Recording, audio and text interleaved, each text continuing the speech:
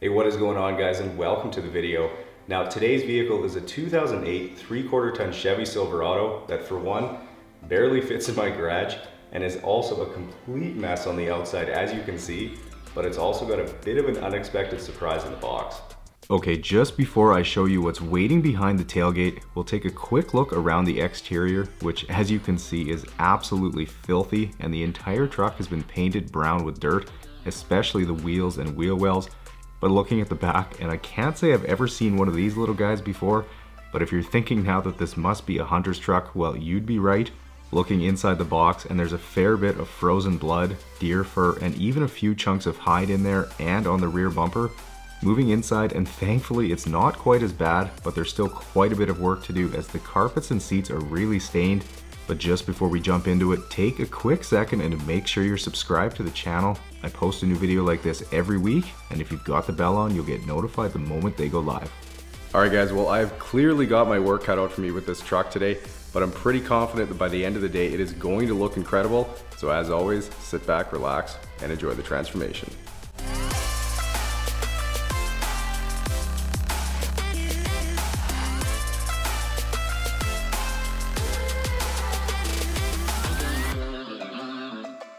Okay, well, starting on the pre-wash rinse here, and believe it or not, but there is some nice black paint hiding underneath, and as you know, this is a critical step as I need to get as much dirt as possible off the vehicle so that I can avoid instilling any scratches or swirl marks in the paint during the wash stage later on. And I wanted to mention that you should stick around until the end of the video, as when I finished up the detail, there was a pretty good blizzard going on outside, so the reveal shots are pretty interesting.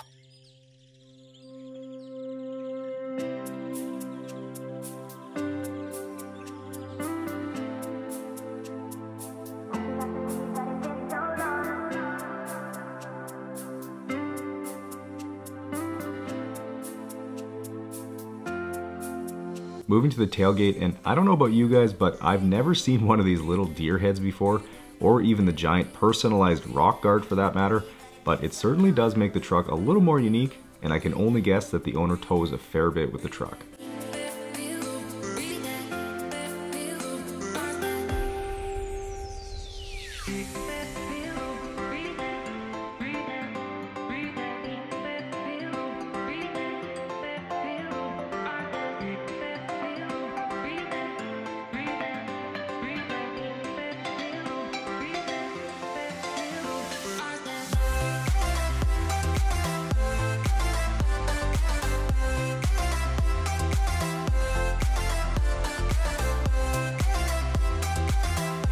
Alright, well, time for the main event, and it seems like this is almost an annual thing now, as for the last few years I've gotten a hunter's truck in around this time of year with blood in the box, although last year's was probably the worst of them so far, as there was quite a bit more of the deer left behind.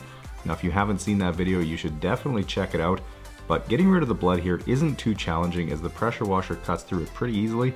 The only unfortunate thing is that because I need the garage door open to do this, I'm blasting everything out onto my driveway, so when I'm done, I'll quickly spray it back into the garage before it freezes.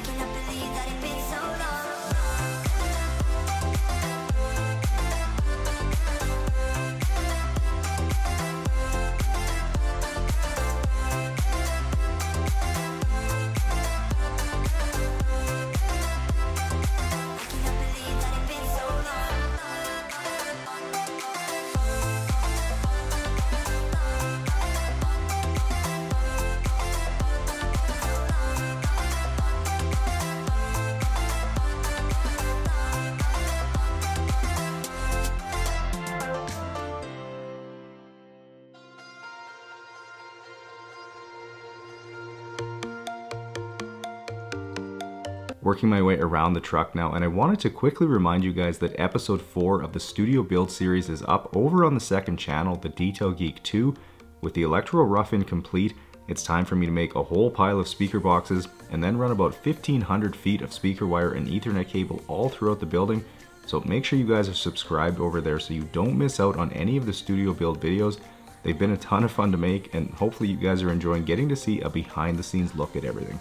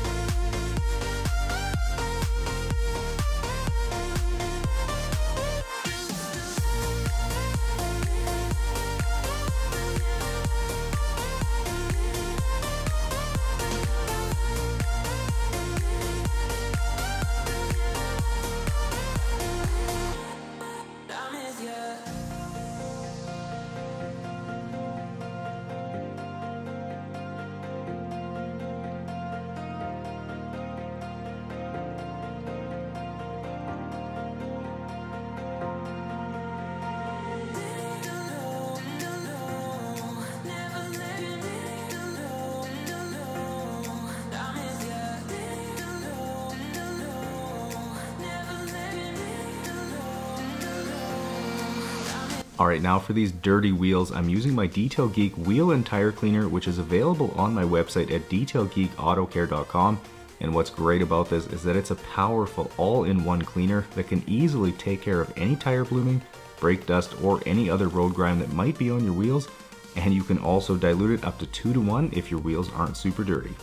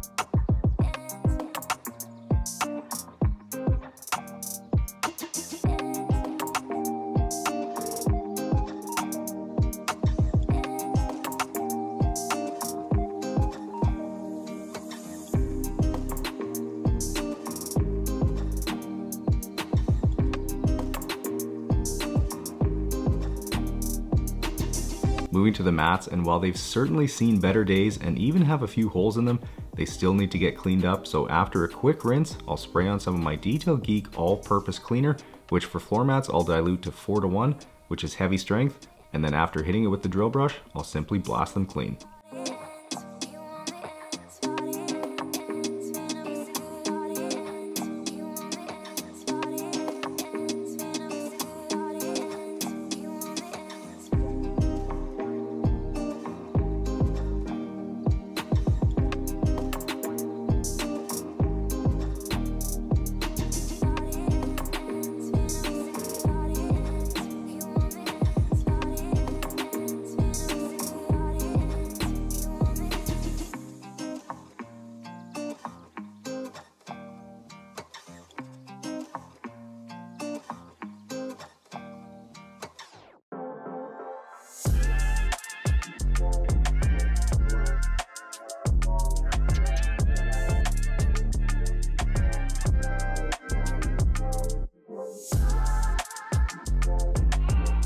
Okay, well, it's time to get to work on the interior of this Silverado now, and every time I get a vehicle in, it's always a mystery as to what I'll find for garbage or personal items. So while I start to pull everything from the compartments here, it starts out relatively unassuming, a bunch of packages of earplugs, which makes sense as the owner hunts, some Canadian Tire money, because you know, what Canadian doesn't have a few bills laying around? But when I got to the back, well, let's just say I'm guessing Mike is going to be pretty upset he wasn't helping me with this one.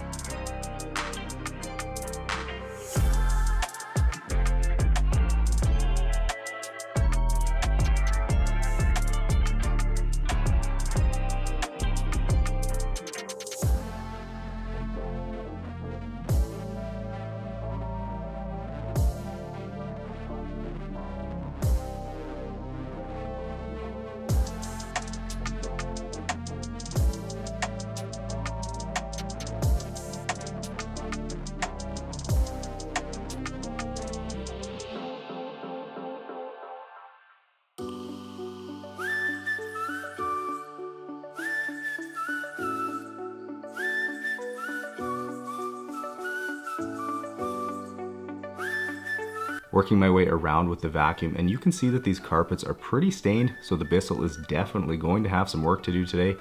But basically, while I vacuum a vehicle, I'm always taking note of where the stains or dirtier spots are and mentally planning out how I'll attack them later on. And in the case of these stains, I'm pretty confident the drill brush and carpet solution won't have any issue with it.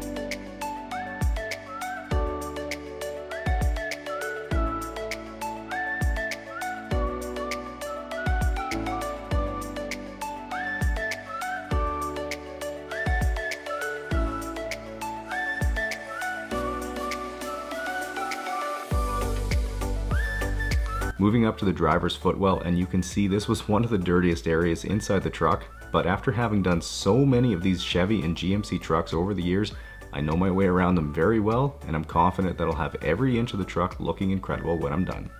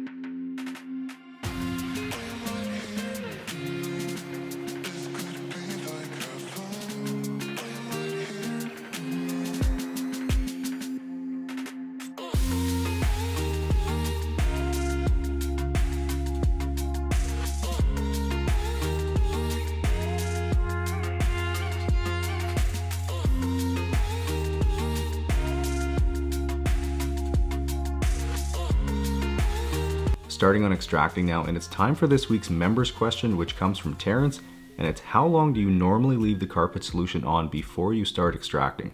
So the answer to that is it depends. When I'm working on seats, I'll usually hit it with the drill brush right away, so that way the foam underneath doesn't soak up all the solution. Though if there's really bad stain, I might leave it sit a little bit longer. However, for carpet, I'll usually let it sit a little bit longer as it's easier to get the solution sucked back up.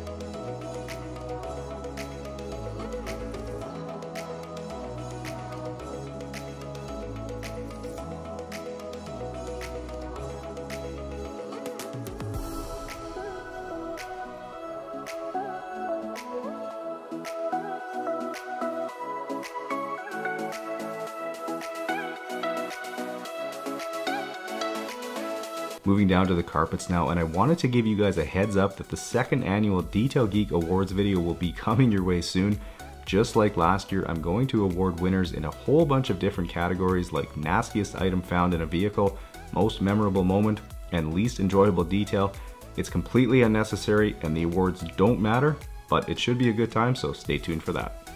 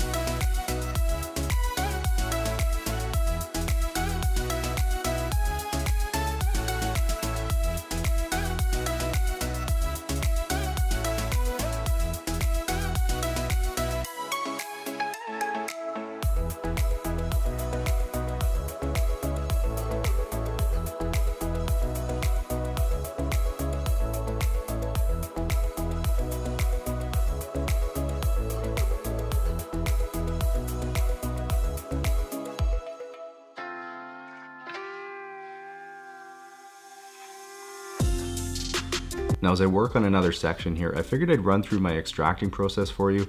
So once the solution has been agitated, I'll start making passes, spraying water while I do, and one thing you'll always see me do is extract from at least 2 different directions, as the carpet pile typically lays in one direction, like back to front, so going over it from different directions will ensure I can get all the dirt and solution back out, so the carpet is perfectly clean when I'm done.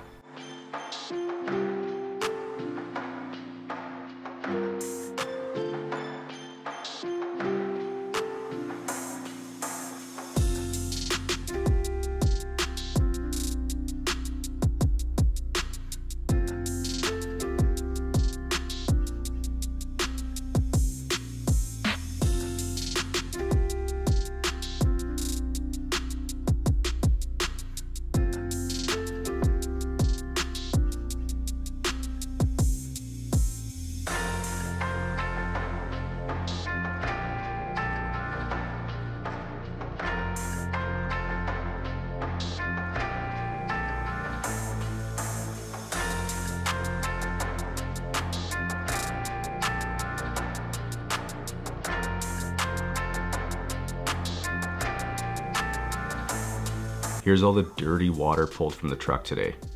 Gross.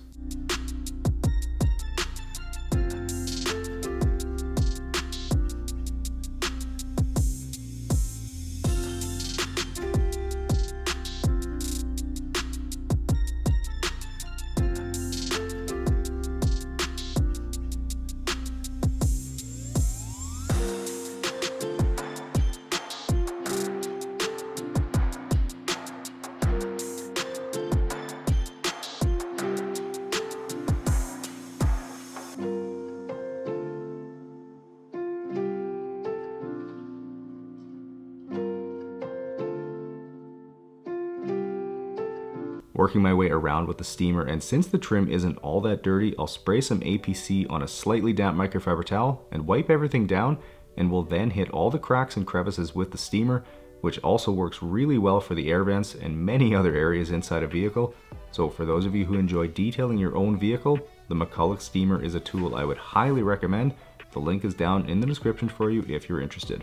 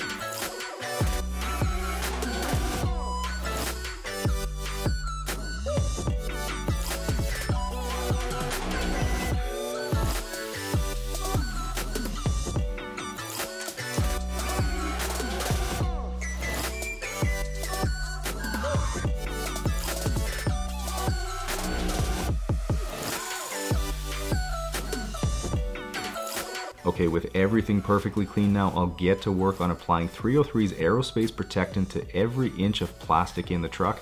And if you guys haven't picked up a bottle of this stuff yet, you are missing out.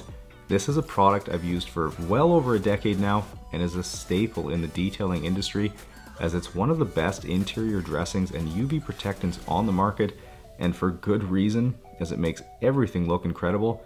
And then because it's just in my nature, I'll also get this applied to the case for the lug wrench, which sits underneath the back seat, even though the owner probably would never notice that.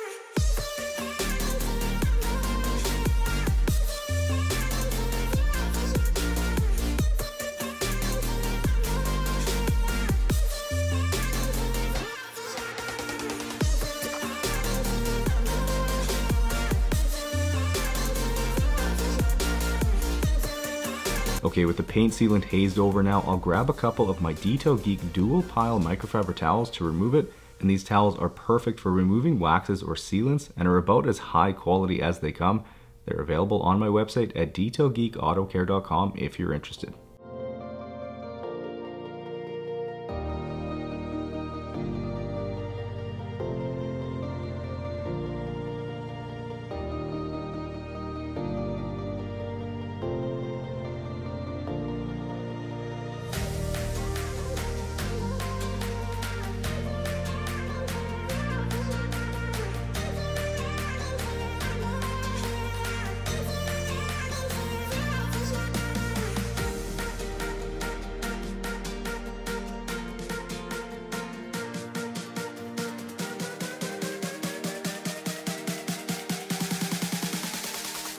Now you may already know, but I always get pretty excited when a truck comes in with a tonneau cover, as that means I get to apply 303 to it, and as you guys can see, it instantly makes the cover look brand new again.